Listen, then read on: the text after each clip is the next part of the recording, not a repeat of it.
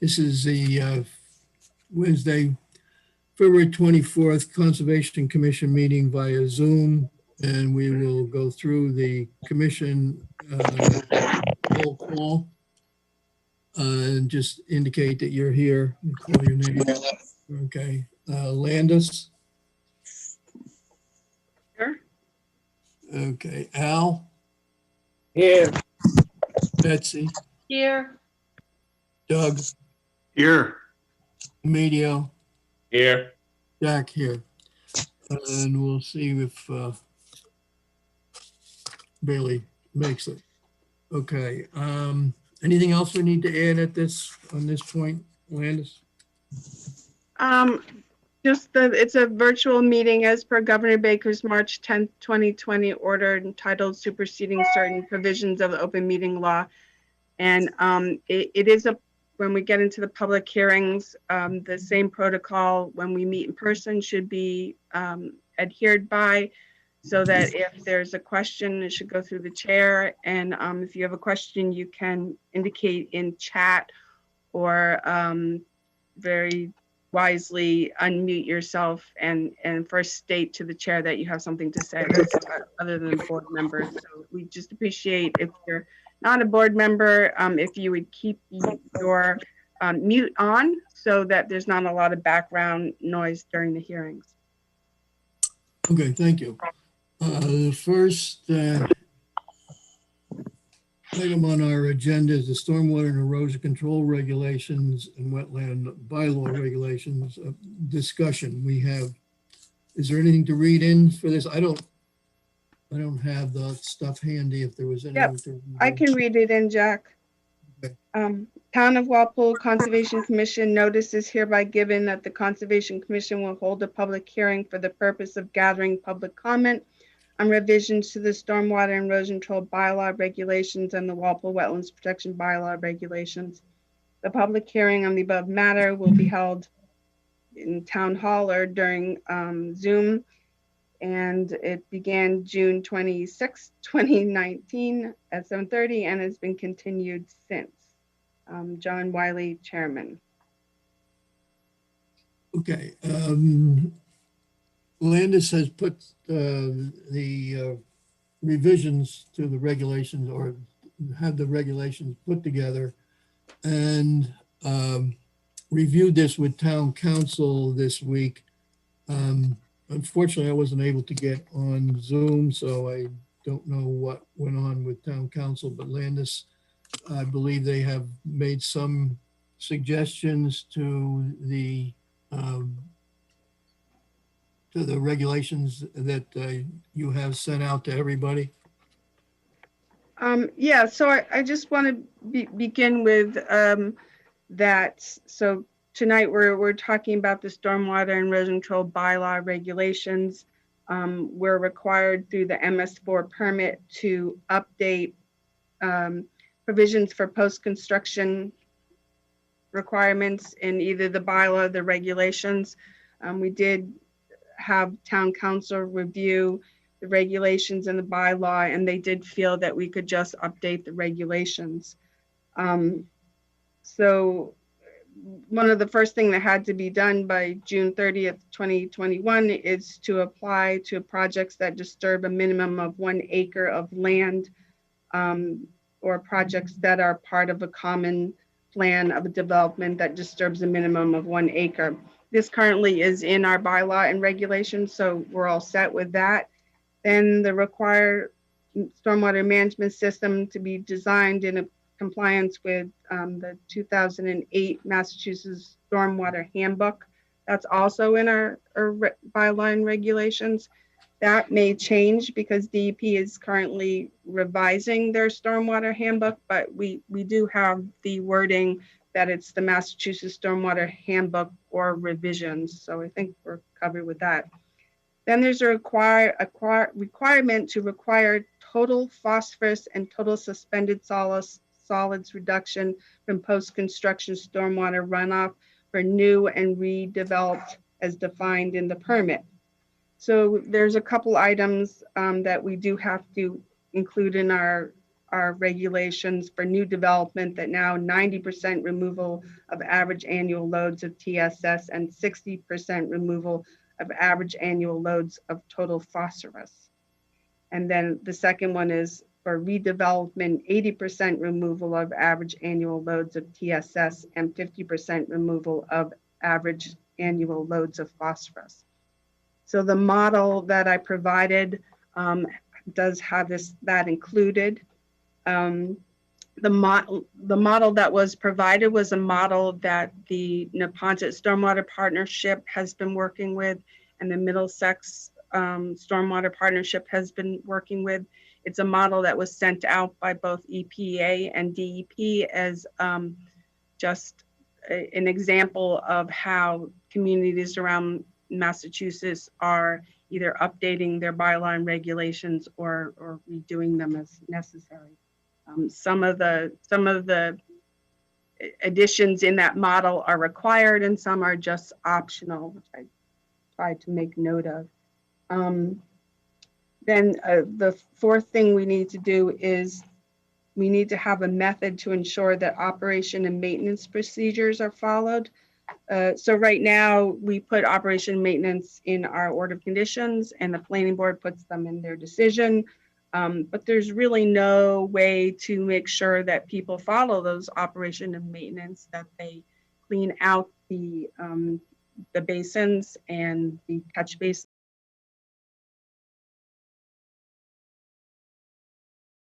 24th, beginning at 8:15. All interested parties are requested to be present. John Wiley, Chairman, Conservation Commission. Okay, is there anyone representing the applicant? I see they're requesting continuance. Right, so they submitted a email. David Johnson of Norwood Engineering submitted an email to me today. Please accept this email on behalf of the applicant as a request to continue the review of this project to the next meeting.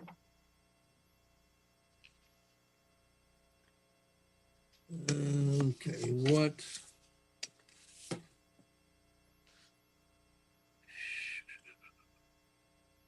All right, we just put in one at 7:40. We had one at 7:20. So we want to make this at 7:30.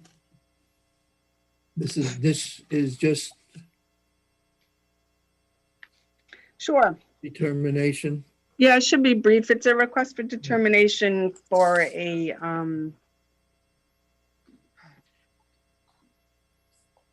it shouldn't be that long.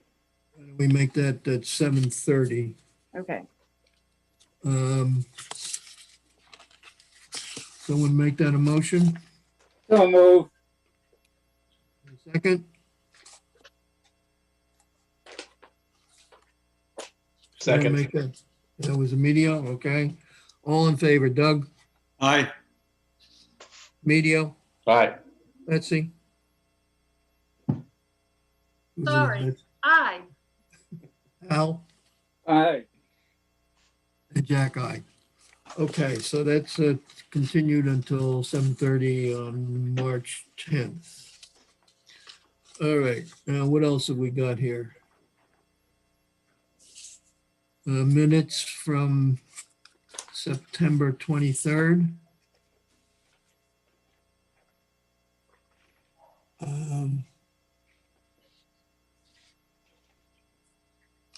What's happened to my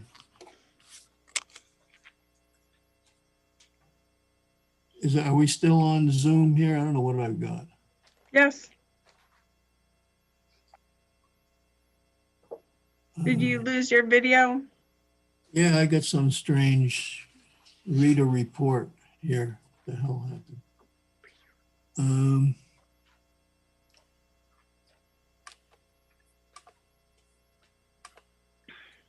All right, I have to go back in here.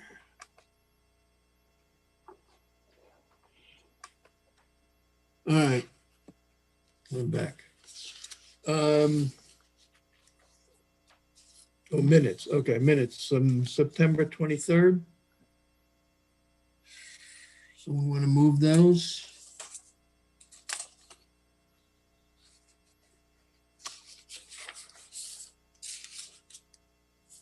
I'll move Anybody? it. Okay, Emilio, do we have a second? All right. I'll second it then. Okay, all in favor?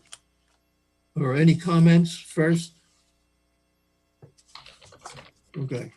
All in favor then, Doug, Aye. Emilio, Aye. Betsy, Aye. Al? Aye. Jack, aye. Okay. We also have minutes from February 3rd. Someone want to move those? I'll move them. We have Second. and Emilio second. Okay, any comments? Okay, all in favor? Doug, Aye. Emilio, Aye. Betsy, Aye. Al? Aye. Jack, aye. Okay, then we also have February 10th. And someone want to move those? I'll move them. Second. And Emilio second, okay. All in favor, Doug, Aye. Emilio, Aye. Betsy, Aye. Al? Aye. Jack, aye. Okay. All right.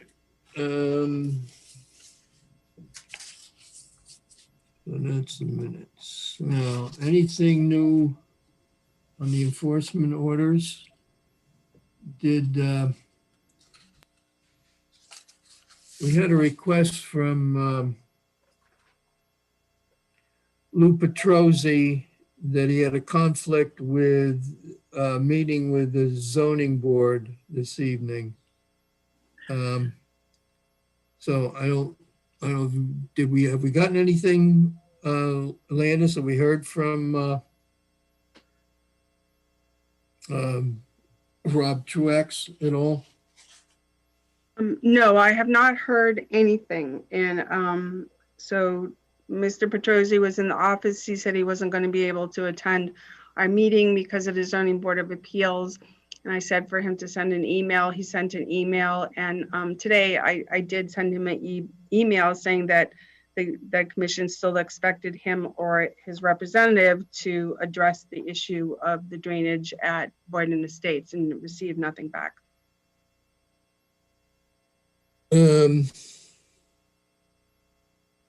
Jack, Yeah, go ahead, Betsy. at our last meeting, we said that we really needed to have the engineer come to this meeting to show us a solution to the problem.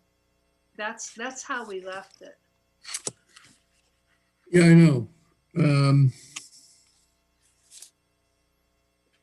All right, so what do you want to do?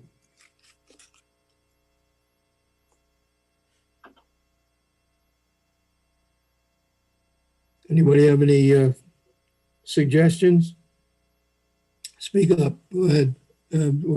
Doug, any suggestions you want to make right now? No, I don't. Okay, Emilio? Well, they're in violation, are they not? I don't know. Right now, there's not a violation. There has been. And it has to be addressed so it doesn't happen again. Mm-hmm. Is that, Landis, is that correct? Yes. So what I observed December 7th or somewhere around there was definitely a occurrence of more water going into that small basin than small wetlands than I think was shown in the calculations or the plans, and that it overtopping onto lot 5. So yes, that's an incidence that I imagine will continue to happen unless it's addressed. Okay. Is that, So Emilio, does that answer your question? it does, but I guess, are we going to wait for the next storm to do something, or what, I guess, how do we compel them to come? Well, my thought is if it does occur again, that we fine him because he's been warned, but nothing is detrimental is happening at the moment, but it needs to be addressed. Mhm. So, but Al, do you have any, Well, wait, you skipped over Beth. oh, Betsy, yes, okay. No, so I think I have to disagree with you. I think this is our third, maybe fourth meeting on this topic. And I think it's going to be extremely difficult to resolve this if we don't put a little something behind it. We're heading into spring. We've had a violation. An engineer was supposed to come to this meeting to show us a solution to it. I would suggest a fine and a request that the engineer come to the next meeting. Spring is coming. It's going to be rainy season, and I just don't think it's right to keep going on and on and on with not getting a solution to this, or not even acknowledging a solution is needed in some cases. Well, I think he has indicated that acknowledged that there is a problem. It's just what is the solution? So, Jack, can I just say, Yeah, go ahead. unless they don't come to the next meeting, we will fine them. How about that? Yeah, well, Yeah. okay. I mean, but then let's make sure we get that in writing and then follow through, because I could have sworn we said we needed to have the engineer at this meeting. You're right. No, It doesn't matter if Lou was at a different meeting. We don't actually need to see Lou, we need to see the engineer. yes, that's correct. He could have had someone here. I think, Al, do you have any comments? Well, it's the engineer's plan that isn't working, so I guess we have to summons him to come. That's more important than Lou, because Lou just is, I hate to say it, he's a politician and a pretty polished one, and he just passes the buck. So the buck stops with the engineer that designed the project that isn't working. So let's get Rob Truax into our next meeting if we can.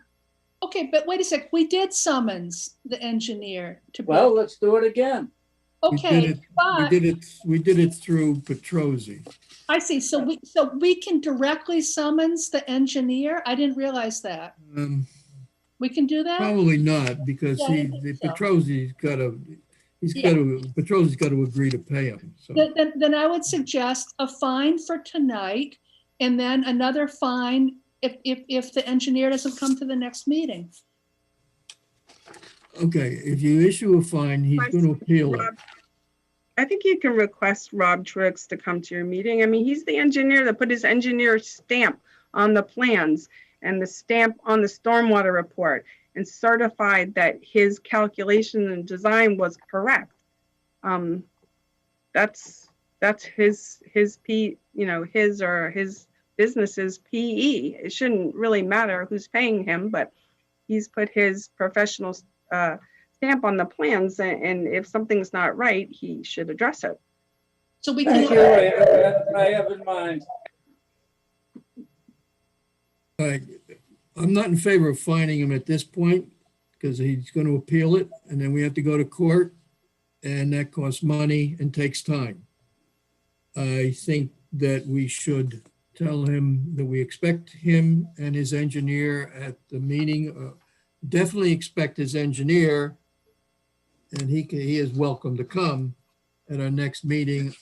And without a response at that time, then we will issue a fine. Okay, so are we going to directly summons Rob? I think we have to do it through Lou, I think. Is that, Okay, we have Landis check with town council so that, because I think it's Rob's responsibility because it's his plan. That's correct. It's his plan and they're responsible for the engineering aspects of it. I think we should go through Petrosi and tell him we expect that his engineer will be present at our next meeting to discuss a solution to the problem, to present a solution to the problem. It sounds like what we said last meeting. I guess that's what troubles me. It just sounds like exactly what we said last Yeah. meeting. So I guess I don't completely trust that an engineer's gonna. Well, I think at this point, if he doesn't, then we say that then we will issue a fine if he does not appear. Okay, let's make sure that gets in the minutes so we can remember that that's what we said. And I would like to issue the fine if the engineer doesn't show up. So another suggestion is to issue an enforcement order, because all that went out up until now is a notice of non-compliance. Okay. Mhm. So an enforcement order carries more weight. Well, yeah, it's more of an official document that could be recorded at the registry of deeds if needed. The enforcement order to Wall Street Development and GLM Engineering, and ask them both to come to the meeting. I don't see why. I would ask them both to come to the meeting. I think they both have responsibility for complying with the drainage. Okay, so we've got a letter to go to Petrosi, copy to GLM. That we expect, well, a letter with the enforcement order. All right, so we need to vote on an enforcement order, is that correct? Yes. Okay. So someone make a motion for an enforcement order on Boyden Estates to Wall Street Development. And So move. Second, we make the enforcement order to both GLM and Wall Correct. Street Wall Development. Street. What was that? Yes. Yes, Both. okay, so the enforcement order to both. So Al made the motion, and did you second it, Betsy? yes, I did. Okay. For the enforcement order, so all in favor, Doug, Aye. Emilio, Aye. Betsy, Aye. Al, Aye. Jack, aye.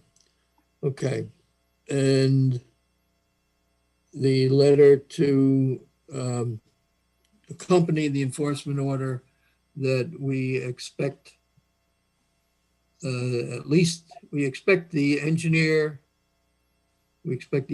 to present a solution to the problem at Boyden, to the stormwater problem at Boyden Estates. And it'd be on our agenda for March 10th. All right, now we've got a bunch of stuff on here.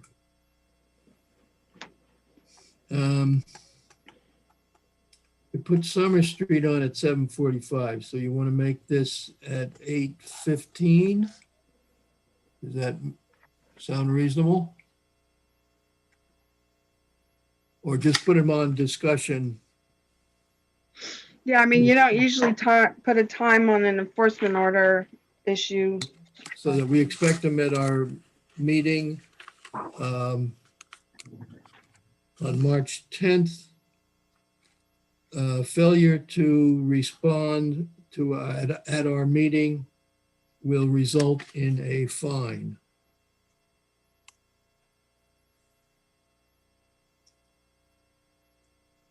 Is that, Okay. that okay? You got that? I got that. Okay.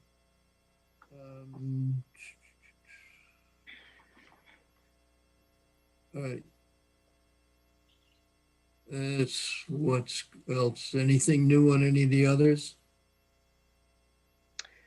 On the Brookside Village, there was a a request from the neighborhood association people, the people who live in the condo, to have a discussion with both Michael Yanovich, the building commissioner, and myself to go over what's expected from us, because they're in litigation. They're in litigation with the developer. But the Mike Yanovich answered back that he would only have a meeting if town council was involved. So that's where it is at this point. So if we do have a meeting, we'd include town council to go over the expectations from the Conservation Commission order of conditions and the building inspector. Okay. So that's where that sits, still in litigation. The Palmer Lane lots 3 and 4, I thought they were coming to a resolution as far as their replication plan, but they haven't submitted anything yet. So they must still be negotiating it. Okay. We got a request for an extension, or was it certificate of compliance for Atlantic Court? Right, so that's Atlantic Court extension, land disturbance permit for it. The extension included a cul-de-sac and I think 4 lots at the end of the cul-de-sac.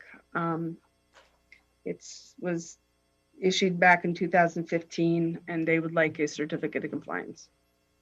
Okay. Yep. Okay. Someone make that a motion? I'll move it. We have a second. Second. Second from Emilio. Okay. All in favor, Doug? Aye. Emilio? Aye. Betsy? Aye. Al? Aye. Jack, aye. Okay. Planning board comments. Anything on these? No, the planning board, this 1363, 69, and 73, 75 Main Street, that's the Leo's Pizza place, currently Leo's Pizza, which is going to be a construction building. It's going to be an office building with some residents. The Conservation Commission already issued an order of conditions. I did review the plan to see if there was any changes that would require coming back to the commission, and I didn't see any.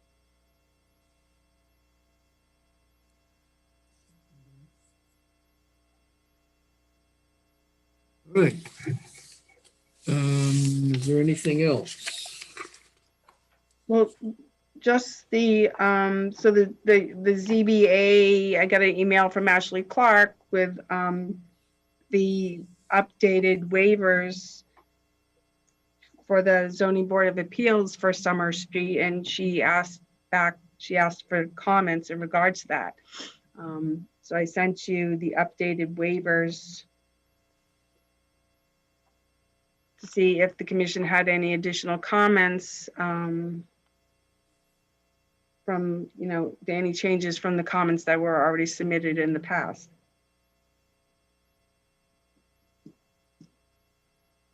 I guess the one,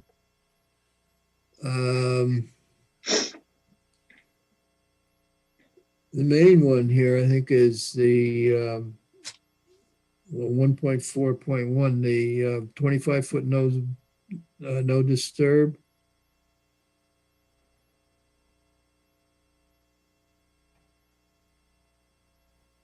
Right. So one thing I noticed is the first one, there is section 561 division 2 of the general bylaw, which is the section of the wetlands bylaw.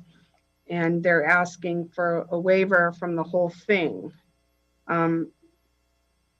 So if the ZBA grants that, that's a waiver for the whole bylaw. And then further down, they're asking for a waiver for certain sections of the regulations. And they don't really say it's regulations, but that's what 1.41 is, and 1.52 and 2.3. So I think we need a little clarification from that. If they're asking for waivers from the whole bylaw, then they would be asking for a waiver for everything. But further down, they narrow it down to just certain areas of the 25-foot no alteration area. But if they already have a waiver of the whole bylaw, they wouldn't, it would be a waiver for everything. So I'm a little confused about how they did this. On their drawing, the revised latest set of drawings, they do have that requested a waiver of the whole thing. So I think how do we, I think we need to address it that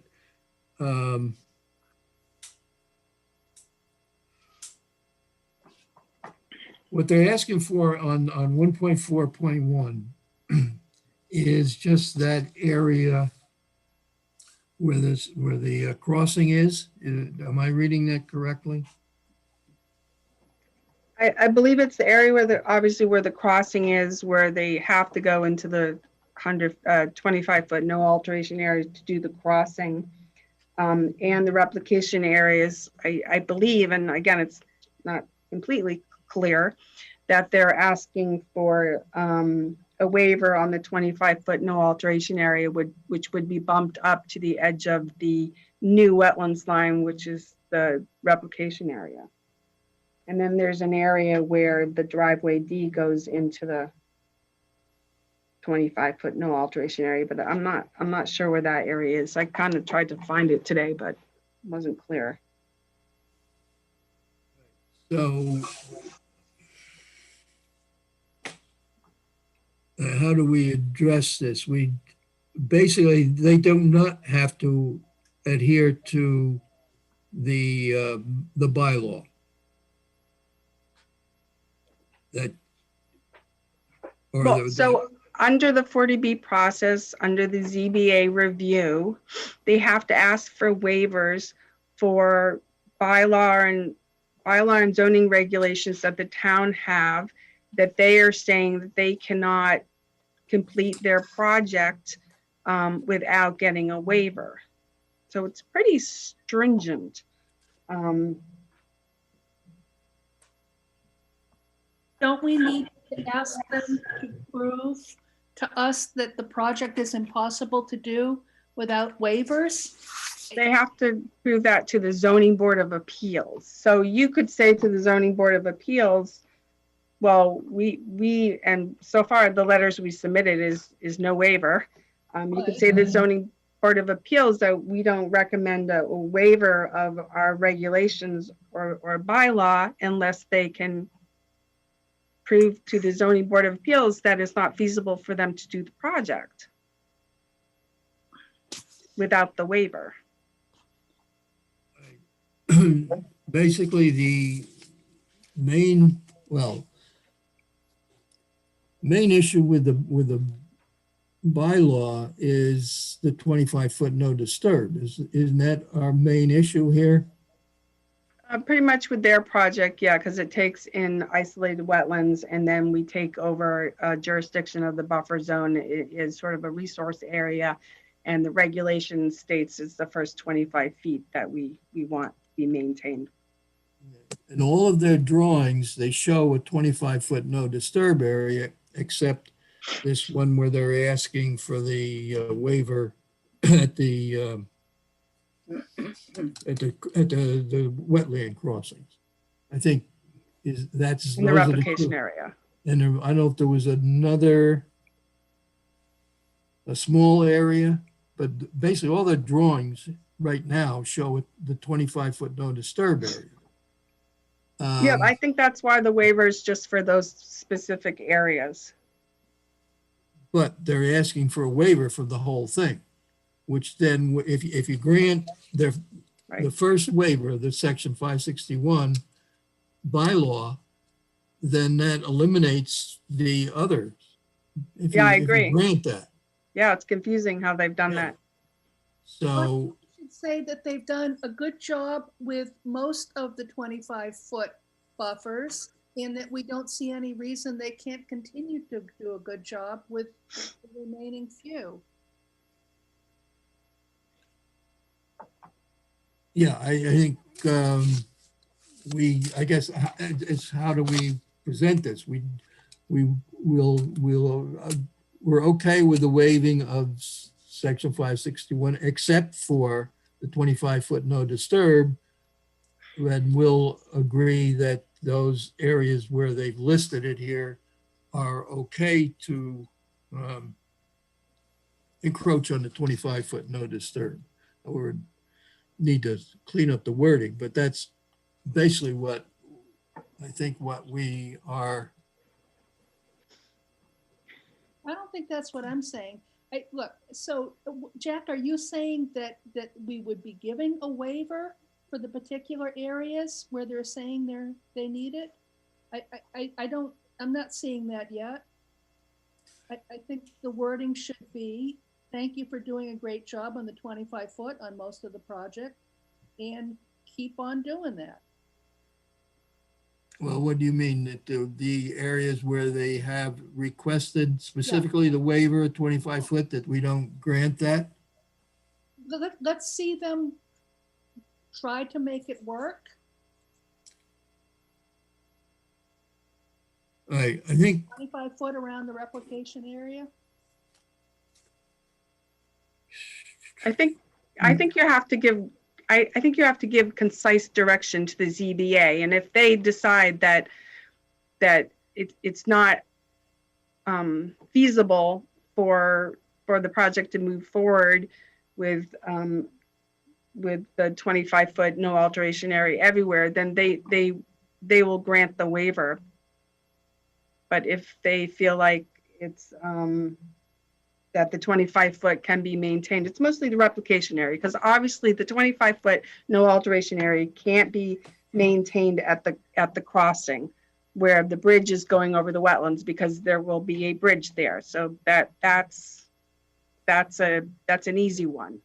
But at the replication area, I think they were going to just 15 feet because they were saying with us under the Wetlands Protection Act that they couldn't keep a 25-foot no alteration area there. But under the wetlands, so we kind of somewhat gave in, but you could still direct the ZBA that not to give a waiver in that area, that they should maintain a 25-foot no alteration area. And it's up to the ZBA to decide if it's feasible or not. In the driveway D area, again, I'm not quite sure where that is. I don't remember discussing that. yeah, we'd have to look. Right. Look at that. And then the I first think one, one of the things we should keep in mind that they did remove the replication areas out of the riverfront area, which they don't have to do. And I think if we object to the complete waiver of the bylaw, including the 25-foot no disturb, I think that is I think we're asking more than they can go back and move the detention areas back into the riverfront area if they choose to. I'm thinking if we review all of the plan, it shows that, which I've looked at, and they show, as far as I can tell, all the plans that I have looked at, the revised plans. I haven't completed all of the sheets, but they are showing the 25-foot no disturb area. I think if we reference that we agree with the plan as shown with the 25-foot no disturb areas as shown on the plan. I don't know if we can put it that way. Is that, you follow, I don't know, have you had a chance to look over all those plans, Landis? not all of them, but I agree. They, as far as I understand, is so for the first one, I am, if I'm hearing you right, maybe, so they're asking for a waivers requested for the whole bylaw. And their justification is as the project is to be permitted under the Wetlands Protection Act and not the local wetlands bylaw. So you could say to the ZBA that, that the ZBA should waive all the sections of the bylaw that are parallel or the same as the Wetlands Protection Act, but not the sections that are separate from the Wetlands Protection Act, which would be the 25-foot no alteration area or a isolated wetlands. And then the section 1.41 would make more sense if what you want to do is accept the ZBA waiving the 25-foot no alteration area in only specific areas, being at the crossing and the replication area and driveway D, which is, as far as I can tell, the only areas where they are going into the 25-foot no alteration area. Then all other 25-foot no alteration areas would remain because that's part of the Wetlands Protection Act bylaw that's separate from the Wetlands Protection Act. Does that make sense? Yeah, I think that's basically what they're showing on their plan now. Yes, That- and they're showing that it on their has- plan now. And that's, if we reference the plan, but yeah, I think agree. I would even take out the isolated wetland. There aren't any isolated wetlands here, are there?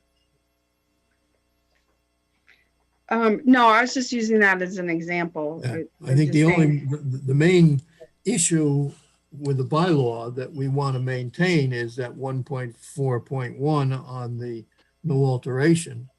And they have basically, if they have done that on almost the entire project, except for that area where you can't do it at the crossing and then this whatever driveway D section.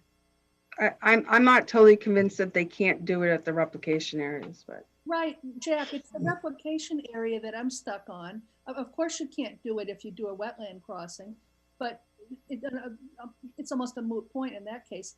But it's the replication areas that I'm stuck on. Well, okay, what are their statement here is request the waiver to allow applicant to provide reporting as per mutual agreement with Conservation Commission. Can you elaborate? I'm not sure what that means. so a 1.52 requirements in the bylaw regulations ask an applicant to address the replication area guidelines of DP's replication guidelines. So there are certain requirements for soil and for contours and for review and monitoring. So I don't think they want to do all that. Instead, they want to go by whatever is negotiated with the Conservation Commission through the Wetlands Protection Act process. That's what I'm getting from their statement. What do we know? Is there anything in the Wetlands Protection Act that is says what that should be? The Wetlands Protection Act regulations is very basic. It's 75% wetlands vegetation within 2 growing seasons. And It doesn't stipulate monitoring or soil profile or any of that. So I would be concerned that we would have failed wetlands, and that occasionally happens. It's a huge project. It's got some wetlands that are important, and it seems like a recipe for failure or potential failure. okay, but they're saying that they'll agree to a mutual agreement with the Conservation Commission. So Right, so guess- you can decide what you want to include, I guess, in the conditions. Yeah, I mean, that would be.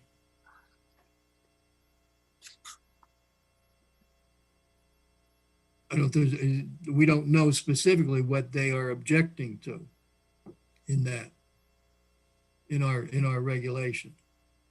No, because they haven't really been forth with communicating what Yeah. they actually, why they can't meet the bylaw requirements, the regulations. All right. So when do we have to, we have to respond to ZBA? That's who you would respond to, yes. And when do we need to respond by? Good question. I'm not sure when they continue the hearing.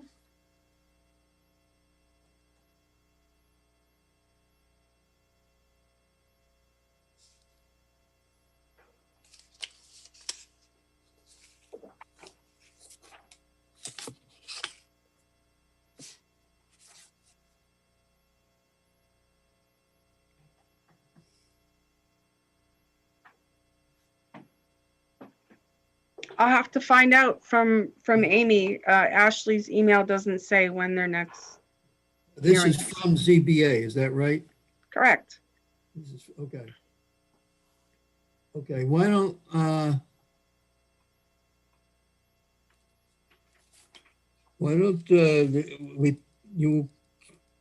Landis, can you put something together that addresses these and what we've discussed that we're,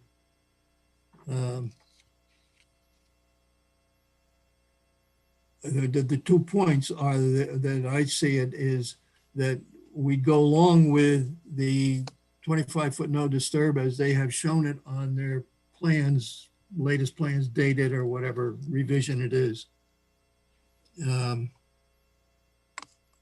And specifically then address that, that we'll negotiate or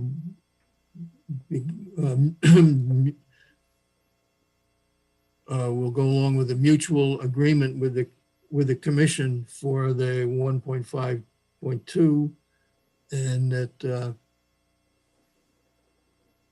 the 1.4.1 is as shown on the drawings.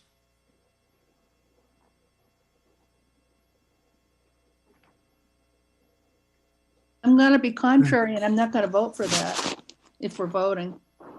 It's not what I've been saying and I just don't, they haven't really presented any sort of case for not respecting the 25-foot around the replication areas and for not building replication areas in compliance with our bylaws. So I'm not gonna vote for it, but Well, what I'm suggesting now is Landis put something together and then we review that. You can send that out okay, so in other words, we're find not out, doing anything right yeah, now. then we get comments with that. Need to come up with a proposal and then discuss it and see whether it's agreeable with everybody, to what extent it's agreeable. The ZBA has sent us something, we've got to respond to it.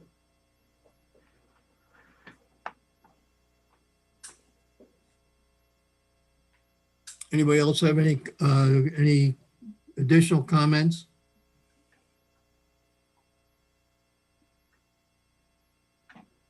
No, Okay. Do we have anything else? I think you covered everything. Okay. Someone want to make a motion to adjourn? second. All in favor, say aye. Aye. Aye. Okay. Thank you all. See you Okay, on the thank 10th. you.